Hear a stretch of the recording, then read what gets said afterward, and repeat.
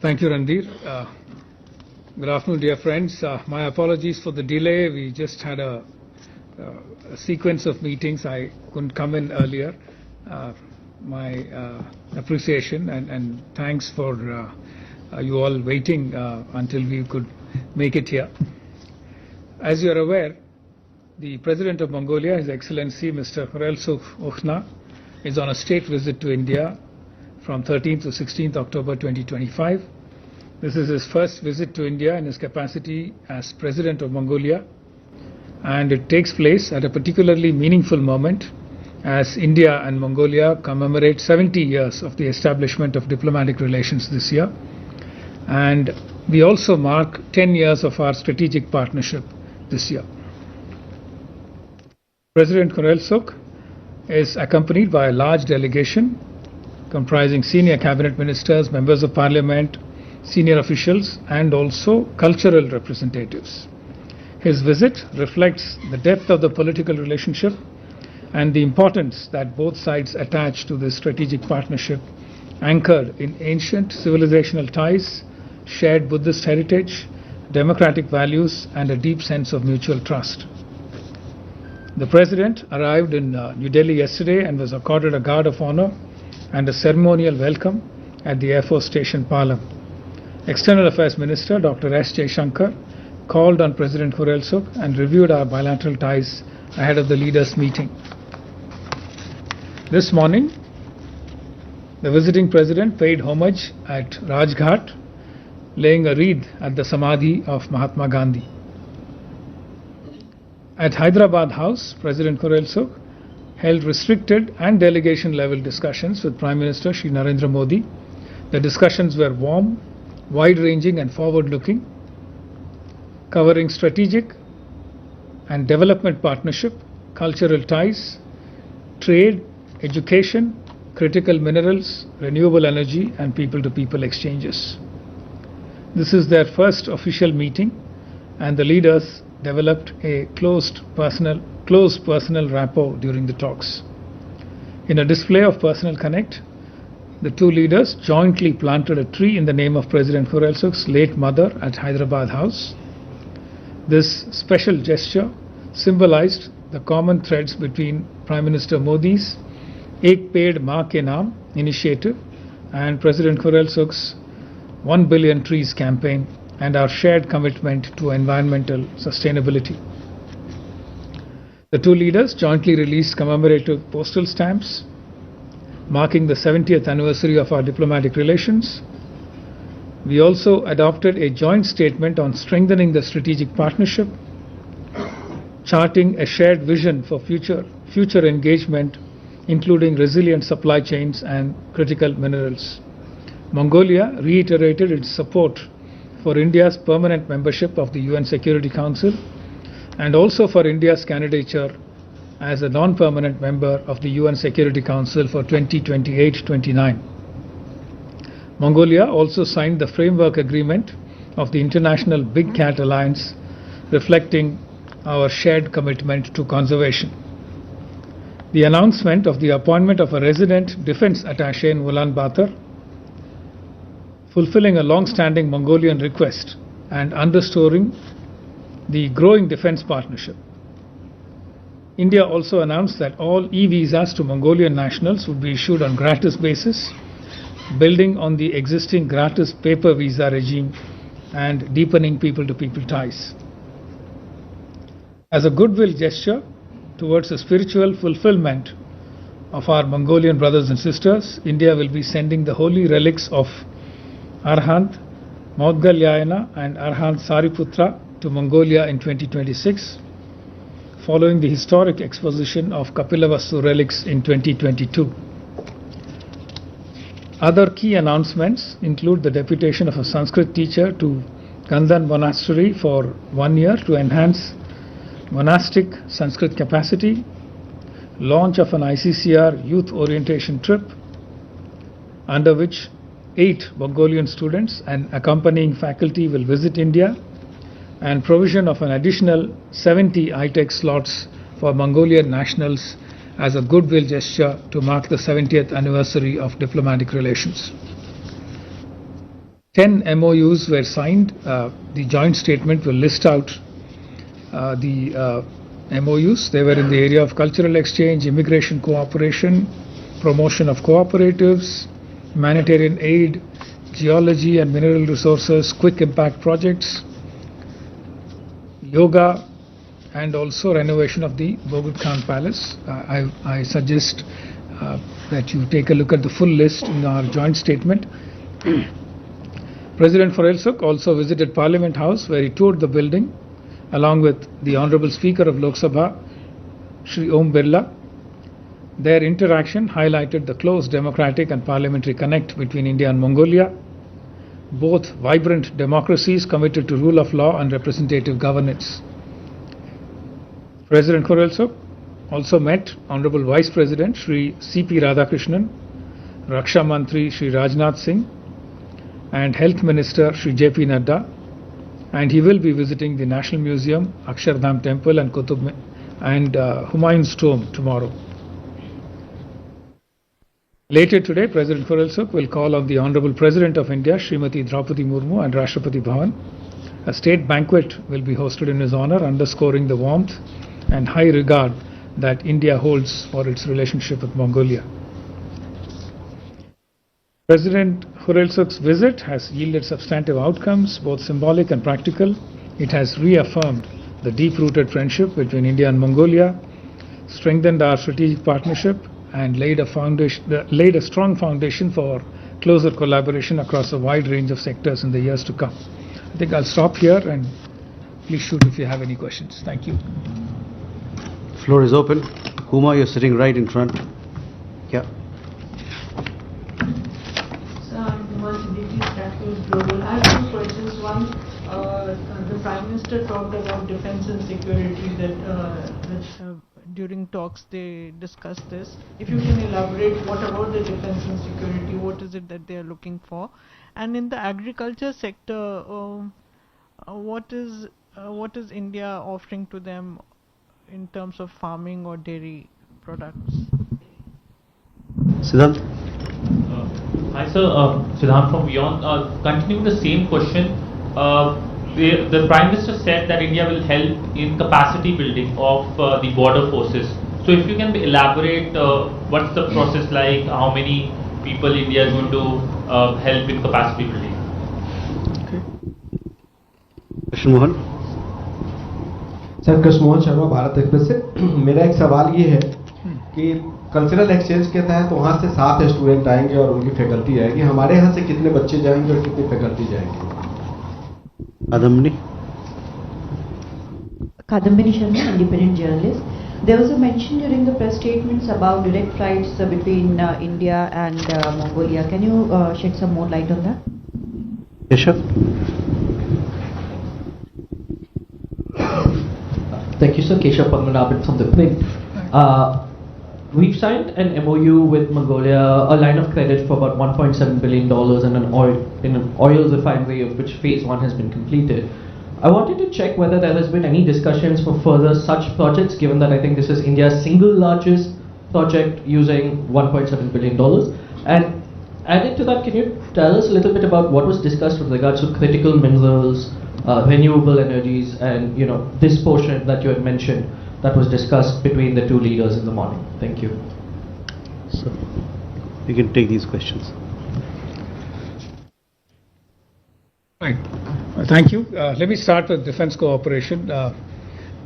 Defense cooperation with Mongolia is basically composed of 2 or 3 initiatives. One is joint exercises. We do a joint exercise called Nomadic Elephant and another one called Conquest with Mongolia.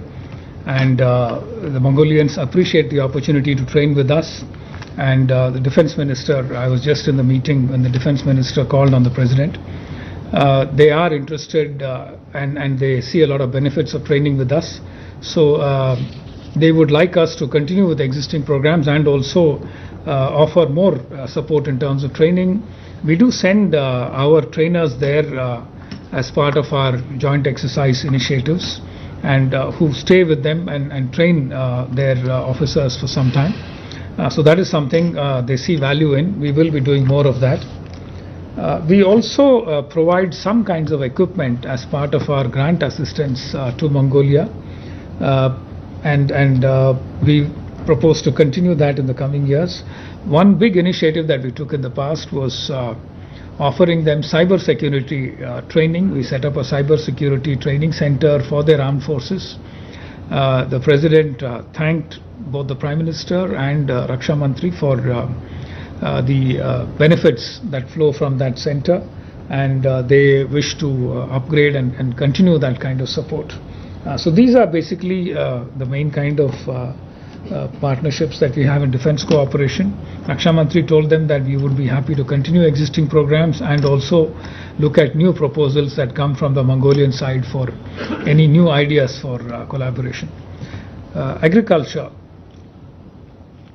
As you know, Mongolia has a large area compared to its population, 1.5 million square kilometers for a population of just about 3.5 million. A lot of it is grassland. They are planning to develop large plantations. In fact, if you fly into Ulaanbaatar, you can see these large fields coming up outside Ulaanbaatar. There are areas where it is possible for us to collaborate, especially precision agriculture, modern techniques, using digital platforms for agriculture, etc. These are all areas that we can potentially offer for collaborating with them in the area of agriculture. In fact, in a somewhat connected area, President Khurelsukh also offered that since Mongolia produces a lot of high quality wool, Kashmir wool, he said India could support them in developing that industry, value adding and producing products for consumption in both markets and also for exports to third markets. So it is something that sounds exciting, and we will be having people look at it in greater detail and see how we can take it forward. Capacity building of border forces, somewhat similar to what I mentioned in the area of defense. I think Mongolia also sees benefit in working with us on cooperating in the area of drones and usage of drones, etc. It is something that we are talking about to see what kind of cooperation is possible. In addition to capacity building, some of the defense high-tech slots that Mongolia uses is also for capacity building of border forces. Cultural exchange, we have signed a cultural exchange program as part of the MOU signed today, and I think we will be developing the program further as per the areas identified in the program. What I said in my opening remarks was that we will have an ICCR youth orientation trip which will allow Mongolian students to come here. We are still not clear about how many of our students are going. वो detail अभी हमारे पास available नहीं है. जब cultural exchange programmes के तहत details discuss होंगे, उस टाइम में डिसाइड होगा कितने स्टूडेंट्स हमारे जाएंगे. Direct flights, there is interest on the Mongolian side to try and have direct flights between Mongolia and India. One issue that seems to be holding it back is the viability of the operations. Today, President Khurelsukh mentioned to Prime Minister Modi that there is a Mongolian carrier that is interested in operating chartered flights to India. So it was just a preliminary kind of information that was provided. We will be looking at the destinations and further details about how to take it forward. We are hoping that the fact that we have gratis e-visas for Mongolian citizens, and the fact that Mongolians are also facilitating visas for us on a gratis basis, we should be having increasingly better viability for such operations. But it is still early days. We will see how it goes. In fact, the LOC of 1.7 billion that you mentioned, it is India's largest LOC supported project, the Mongolia oil refinery, and the cost was originally at 1.2 billion. There were some delays initially because of COVID and the fact that the construction season in Mongolia is limited to a few months. Otherwise, in peak winter, the temperatures touch about -30, -35. Everything shuts down. It is not possible to do any outdoor construction activity. I just visited the refinery construction site last month. It is coming up very well. Almost all the civil work is over. The equipment, the refinery equipment is being manufactured in India and will be shipped to Mongolia. It seems to be on track, and we expect that by 2028 the refinery should be in operation. And one of the main reasons why it is important for us to have this completed by 2028 is that the Mongolians attach a lot of importance to this project. And the reason is that they want to use their own crude, which is mostly exported now, to be fed into this refinery so that they can be as energy independent as possible. And that is something we want to support, and we hope to see this through by 2028. Critical minerals and renewable energy were the last 2 points that you wanted me to speak on. Mongolia has large reserves of coking coal. It is something that is useful for the steel industry, and India buys coking coal from a variety of partners, including Canada, Indonesia, etc., Australia. Mongolia offers itself as a potential partner for this. The difficulty, of course, happens to be the fact that Mongolia is landlocked and depends on ports in neighboring countries to be able to ship out the coal. Most of their coal is currently exported to China. If India is to buy coking coal from Mongolia, it will have to be either through Tianjin port in China or through Vladivostok in Russia. The economics need to be figured out. I understand that the Russian option is more expensive than the Chinese option. So we are talking to the Russians and the Mongolians to see what kind of arrangements can be made to bring Mongolian coal through the Trans-Siberian Railway to Vladivostok and see how exactly the economics plays out. Mongolia also has a few other minerals of interest to us, including copper, gold, iron, zinc, and recently they've also unearthed uranium reserves. They've just signed a big 1 million ton per annum deal with France for unearthing and processing uranium. We've also offered our interest in partnering with Mongolia for uranium, and we will be taking up the dialogue in the coming months. And renewable energy, what we understand is that President Khurelsukh told Prime Minister that in the southern parts of Mongolia, they get about 230 days of good sunlight. Mongolia prides itself as the land of the eternal blue skies. Very less pollution, very small population to support, and therefore large empty space for solar panel fields to be set up. And therefore it does offer itself as a good partner for renewable energy. They are committing to join the International Solar Alliance, just signed the framework agreement for the ISA. So we hope to be able to partner with them and see how to take it forward. Thank you. Elena? Good afternoon, Elena, Transparency Agency. My question is actually on the topic which you just mentioned on raw materials in Mongolia for India, and specifically on logistics. So, as you said, there are two options of importing by India from Mongolia. It's through Chinese port and through Russian port Vladivostok. So what is more favorable for India? And there were reports in Mongolian media that during this visit of the President of Mongolia to India, memorandum of understanding will be signed on geology and exploration. So was it signed or not? Because I'm particularly worried about this, because as media reported, there was a clause that import of these raw materials will go through Russian port Vladivostok. So was it signed, and if it is, if it was, does it if there is this clause about Russian port through delivery, importing through Russian port? Right.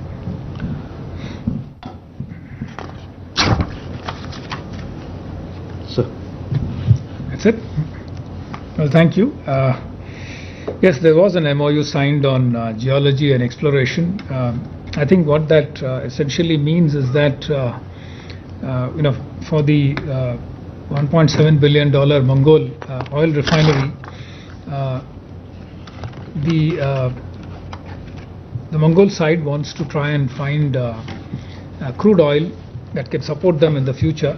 Currently, most of Mongolia's crude is exported to China, and refined products are imported from Russia. So to support the operations of the refinery, they want to try and explore more oil and gas. I mean, for the refinery, we are concerned with oil. So they want to try and explore more, do more prospecting, and they want India also to try and invest in exploration and prospecting for oil in Mongolia. That is the reason why exploration was offered as a potential area of cooperation. In terms of equipment that are required, we are okay to explore any option, whichever works out to be economical for us. Whether it is Tianjin or Vladivostok, we'll take either of the options, probably both. It's just the economics. I believe Russia and Mongolia have an arrangement where Russia offers discounted transport charges to Mongolia if Vladivostok is used as an option for transport, and also for using the Trans-Siberian Railway. I believe the western part of the Trans-Siberian Railway has fairly high load on the railway line, whereas the eastern part is not so heavily loaded, and therefore some discount is offered. So we are also trying to get more details to see if we can take advantage of the discount arrangement that is available between Mongolia and Russia. Whereas for taking equipment, civil and mechanical, electrical equipment, etc., to the refinery project, our contractors rely on Tianjin, which is the main option currently. They take it to the Mongolian border and then drive it into Mongolia. So we are willing to look at both options, whichever works for us in terms of convenience and economics. We'll take both. And on what stage are these? Sorry, I didn't catch. At what stage are these discussions? We are looking at the breakdown of the components for economics to see how exactly it works out. Keshav, you had a question? Please. Sorry, and thank you for allowing me a follow-up, because the port of Vladivostok is part of the Eastern Maritime Corridor that has been in discussions. I just wanted to check, how are you looking at building Mongolia as a part of the Eastern Maritime Corridor? How serious are the discussions to look at the kind of logistics from Central Asia via this corridor? Because this is a project that India and Russia have been pushing. And in addition to that is, you mentioned quick impact projects. How many projects are in the pipeline, or what was discussed with regards to these quick impact projects worth less than $50,000 a project? Thank you. Do we have any numbers on the QI, please? Okay. Right. No, these are all good ideas. We still haven't gotten to the stage where we bring Mongolia into the Eastern Corridor. Right now, I think I've only heard of the Chennai-Vladivostok corridor. At some point, it does offer itself as an option for Mongolia to take advantage of, but we will potentially take it up with the Mongol side and hope that we can take it forward. Quick impact projects, we do a number of them in other partners in our neighborhood and also in Southeast Asia. But before we undertake quick impact projects, we always look for an MOU which clarifies to both sides what are their obligations in terms of facilitating these projects. So the MOU that was signed today makes it clear as to what are the responsibilities of both sides.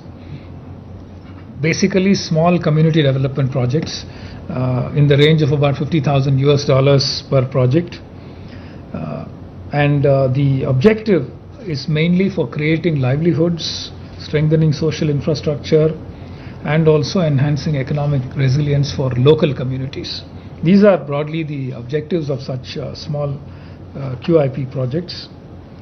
The Mongol side has said that because their communities are distributed very, very widely in their vast land area, many communities are remote, some of them are nomadic, and they would be happy with these small projects because it fits them very neatly.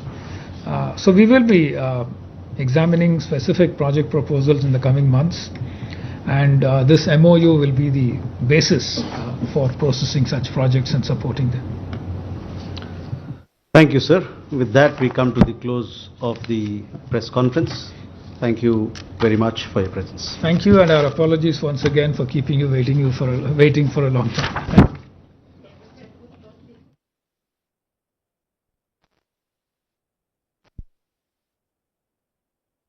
I welcome you to this special press briefing by Secretary East, Shri P. Kumran.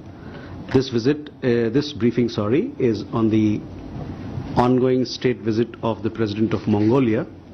We also have with us for this briefing Shri Sujit Ghosh, Joint Secretary, who looks after East Asia Division in the Ministry of External Affairs. With that, I turn over the floor and the mic to Secretary East for his initial remarks. Sir. Thank you, Randir.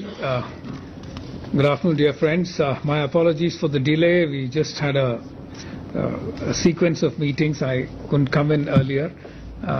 My appreciation and thanks for you all waiting until we could make it here.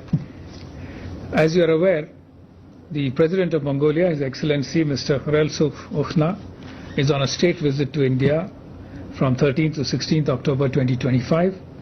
This is his first visit to India in his capacity as President of Mongolia.